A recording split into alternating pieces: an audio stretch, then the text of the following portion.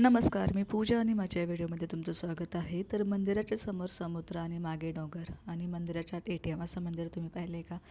तर चला व्हिडिओ शेवटपर्यंत पहा. मी फॅमिलीसोबत कोकणमध्ये आलेले आहे आणि कोकणमध्ये आजचा व्लॉग आहे आपल्या सुंदर गणपतीपुळ्याचा. तर फॅमिलीसोबत गणपतीपुळ्याला आले होते आणि सकाळी निघालं होतं बाप्पाच्या दर्शनासाठी. तर आजचा हा सुंदर दिवस मी तुमच्यासोबत शेअर करणार आहे. सकाळी फ्रेश होऊन आम्ही बाप्पाच्या दर्शनासाठी निघालो. आमच्या रूमपासून पुळेचं मंदिर साधारण 1-1.5 किलोमीटरवरच होतं, त्यामुळे आम्ही गाडीनं चालत जायचं ठरवलं. आणि पर्सनली चालत जाणं मला खूप आवडतं, कारण कोकणात चालत असताना आजूबाजूला दिसणारी हिरवळ, नारळाची झाडं, छोटे छोटे रस्ते, कौलारू घरं, हे सगळं पाहत आम्ही मंदिराकडे जात होतो. आणि कोकण आणि हिरवळ यांचं नातं काही वेगळंच आहे. इथे आजूबाजूला दिसणारा नारळाची झाडं, हिरवीगार झाडं, निसर्गरम्य वातावरण असं एकदम मस्त. आणि खरं सांगायचं तर ना, शहराच्या रोजच्या धावपळीत आपण हे सगळं खूप मिस करतो. इथे मात्र चालत असताना देखील मन शांत होत होतं. आणि मोबाईलमध्ये कितीही आपण कॅप्चर केलं मोमेंट, तरी त्या पूर्णपणे कॅप्चर होत नाही. आणि फॅमिली मोमेंट आणि निसर्गरम्य वातावरण कोकण मध्ये जर तुम्ही आला असाल तर तुम्ही नक्कीच माझ्या गोष्टींना रिलेट करणार. नसेल आला तर नक्कीच विजिट करा कोकणमध्ये. जर तुम्हाला शांतता हवी असेल, निसर्गरम्य वातावरण हवं असेल, हिरवीगार झाडं पाहिजे असतील आणि आपल्या बाप्पाचं दर्शन घ्यायचं असेल तर नक्कीच कोकणला विजिट करा. मन अगदी प्रसन्न होतं. चालत, गप्पा मारत, निसर्गरम्य वातावरण पाहत साधारण आम्ही 10-15 मिनटात मंदिराकडे पोहोचलो. आणि मंदिराच्या जवळ पोहोचताच समोरचे दृश्य दिसलं ना, अप्रतिम. काही गोष्टी ना कॅमेऱ्यामध्ये कितीही कॅप्चर केल्या तरी त्या मोमेंटची फिलिंग पूर्णपणे कॅप्चर होत नाही, आणि त्यातलाच हा एक मोमेंट होता. समोर अथांग समुद्र, मागे डोंगर आणि सुंदर परिसर. हा व्ह्यू पाहून काही क्षण फक्त इथे उभं राहावं असं वाटत होतं आणि काही करावं असं वाटत नव्हतं.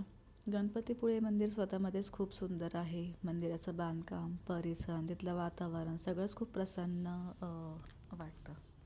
आणि सगळ्यात महत्त्वाचं म्हणजे आम्ही गेलो तेव्हा फारशी गर्दी नव्हती, त्यामुळे अगदी शांतपणे परिसर अनुभवता आला. मंदिरात गेल्यावर एक वेगळी पॉझिटिव्हिटी फिलिंग येते. कदाचित ती जागाच अशी आहे.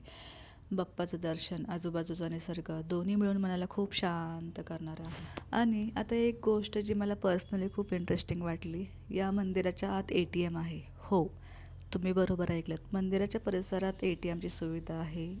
म्हणजे मंदिराच्या आतमध्येच लाईनमध्ये आपण जेव्हा असतो तेव्हा तिथे ATMची सुविधा आहे. माझ्या माहितीनुसार मंदिराच्या आत ATM असलेलं हे कदाचित एकमेव मंदिर असावं. मला ही गोष्ट पाहिल्यावर खरं थोडं सरप्रायझिंग वाटलं, कारण मंदिरात आपण सहसा अशा सुविधा पाहत नाही. पण प्रवाशांच्या दृष्टीने पाहिलं तर ही सुविधा खूप युजफुल आहे. दर्शनाची रांग, पाण्याची व्यवस्था. आम्ही दर्शनाच्या रांगेत लागलो आणि इथे अजून एक गोष्ट खूप चांगली वाटली. दर्शनासाठी आत जाणाऱ्या लोकांसाठी आणि दर्शन घेऊन बाहेर येणाऱ्या लोकांसाठी दोन्ही बाजूंना पिण्याच्या पाण्याची व्यवस्था केलेली आहे. दर्शनासाठी आलेल्या लोकांसाठी अशा बेसिक गोष्टींची सोय असणं खूप महत्त्वाचं आहे. विशेषतः उन्हाळ्यात किंवा गर्दीच्या दिवसामध्ये याचा नक्कीच फायदा होतो.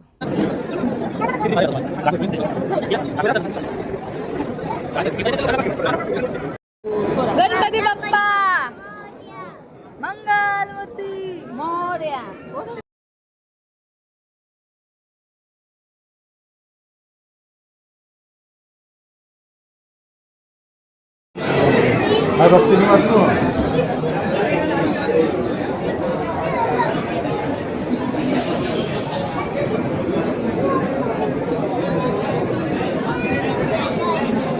गणपती बाप्पा मोरया. आणि या मंदिराचं एक मुख्य वैशिष्ट्य आणि सगळ्यात सुंदर वैशिष्ट्य म्हणजे मंदिराच्या फ्रंट साईडला समुद्र, अथांग समुद्र, आणि बॅक साईडला अथांग डोंगर. म्हणजे एका ठिकाणी समुद्र आणि आणि डोंगर दोन्हींचा सुंदर व्ह्यू. इथे उभं राहून आजूबाजूला बघताना खरंच मन रमून जातं. किती वेळा तिथे उभं राहिलं तरी कमीच वाटतं आणि मनात एकच विचार येतो, इथून परत जायचं नाही.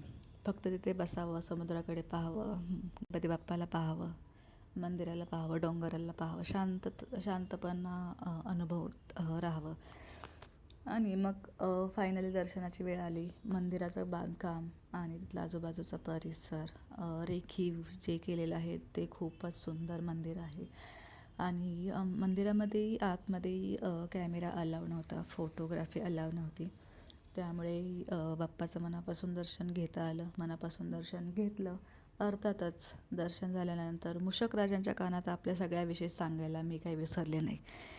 मग आपल्या मनात कितीही गोष्टी असल्या ना, बाप्पासमोर गेल्यावर काही क्षण सगळं विसरून फक्त शांत वाटतं. दर्शन झालं, मन अगदी प्रसन्न झालं. दर्शन झाल्यावर थोडे फोटो काढले. फॅमिलीसोबत आले म्हटल्यावर फोटोशूट तर बनतोच. काही फोटो बाप्पाच्या आठवणीसाठी, काही या सुंदर व्ह्यूसोबत आणि काही फक्त फ्युचरमध्ये हा दिवस आठवावा म्हणून. फक्त फिरायला जाणं म्हणजे फक्त डेस्टिनेशन पाहणं नाही, तर त्याच जागेशी जोडलेले छोटे छोटे मोमेंटसुद्धा आठवणीत ठेवणं. आणि आता या व्लॉगचा सगळ्यात महत्त्वाचा आणि इम्पॉर्टंट भाग, दर्शन झाल्यावर भूक लागली होती आणि आम्हाला मिळाला फक्त 15 रुपयांचा वडापाव. फक्त 15 रुपयांचा वडापाव.